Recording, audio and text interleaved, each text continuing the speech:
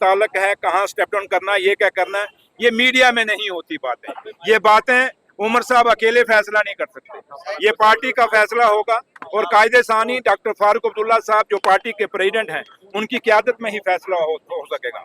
आज उमर अब्दुल्ला साहब इस ऐसे जहां अगर आप कह रहे हैं, मुझे तो ये बयान कहीं दिखा नहीं, लेकिन आप कह रहे हैं तो उमर साहब का फैसला पार्टी ने डिसाइड करना है क्योंकि वो चीफ मिनिस्टर हैं, लेकिन पार्टी प्रेसिडेंट ने फैसला करना है कि पार्टी उमर साहब ने हुकूमत में रहना है या नहीं रहना। तो इसलिए सबसे बड़ा फैसला जो है वो कायदे सानी डॉक्टर फारूक अब्दुल्ला साहब के पास है क्योंकि वो पार्टी प्रेसिडेंट है।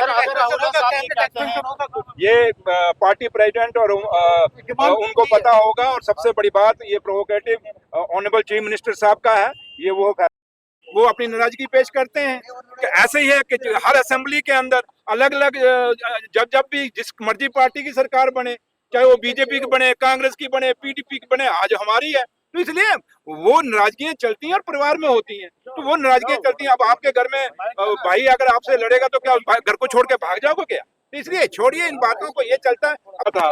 और उन्होंने बता दिया था कि डाची गांव में क्यों मीटिंग हुई, मकसद क्या था, किस लिए हुआ। और सबसे बड़ा जो फैसला वहां से निकल के आया कि जम्मू कश्मीर को स्टेट का दर्जा बहाल किया जाए। हिंदुस्तान की सरकार ने जम्मू कश्मीर के लोगों के साथ वादा किया था उस समय कि हम जम्मू कश्मीर के लोगों को स्टेट का दर्जा बहाल करेंगे।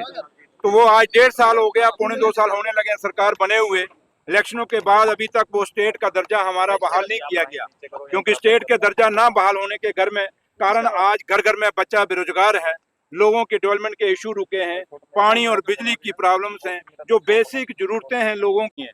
तो इसलिए स्टेट का दर्जा हमारा बहाल होना चाहिए।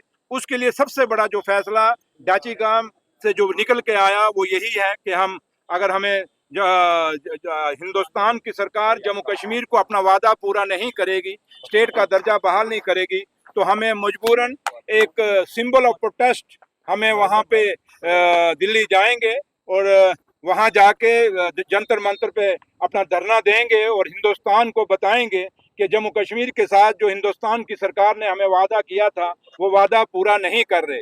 इसलिए वो जो हमारा उसके बाद एक रोड मैप है जो हमारे पार्टी के प्रेसिडेंट कायदे सानी डॉक्टर फारूक अब्दुल्ला साहब ने बनाया है।